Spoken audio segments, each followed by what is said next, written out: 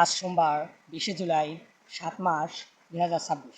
আজকের এই দিনে মৃত্যু হলো আর্জেন্টিনার খ্যাতনামক দেশ মেসির দেশ।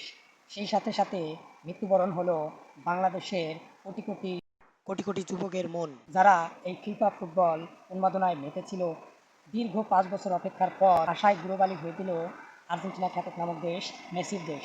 যদিও পূর্বের একটি দেশ ছিল ব্রাজিল, সেই দেশের খেলোয়াড়রা হেরে যাওয়ার পর বাংলাদেশে 12 জন যুবকের প্রাণ কেড়ে নেয়।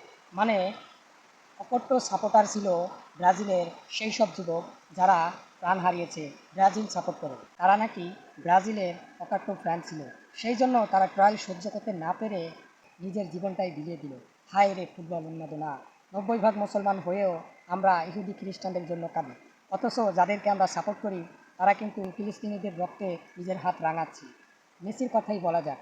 মেসি ইসরায়েলে গিয়ে আমাদের মুসলমানদের উপাসনা মানে নামাজের জায়গা, ফিলিস্তিনির সবচেয়ে বড় মসজিদ তথা বিশ্বের দ্বিতীয় বৃহত্তম মসজিদে নামাজ পড়তে না দেওয়া, সেইখানে গিয়ে খ্রিস্টানরা কিন্তু তাদের ধর্মীয় রিচুয়াল করে, মানে সেটা তাদের ধর্মীয় উপাসনালা মনে করে।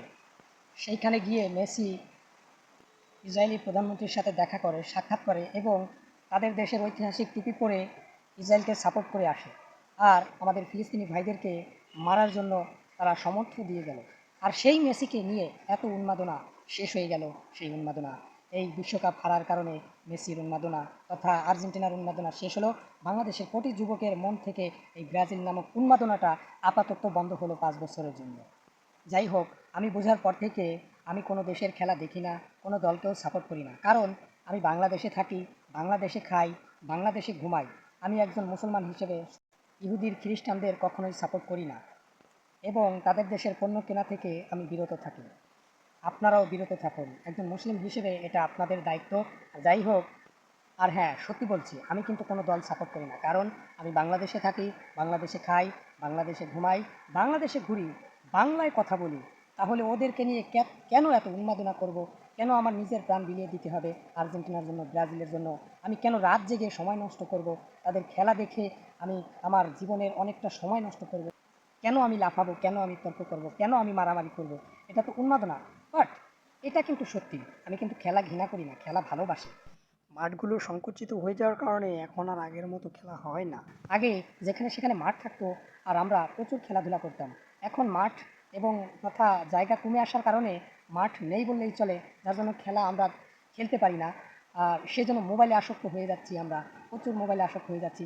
যাই হোক, মোবাইলে যদি আসক্ত হই আর মোবাইল যদি দেখতেই হয়, সেটা জীবনের জন্য ভালো কিছু বই আনবে সেমন কিছু আমরা মোবাইলে দেখি।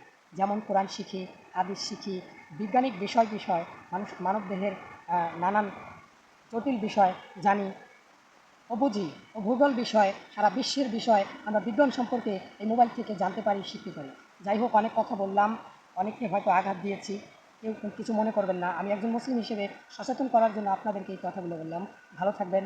আল্লাহ হাফেজ।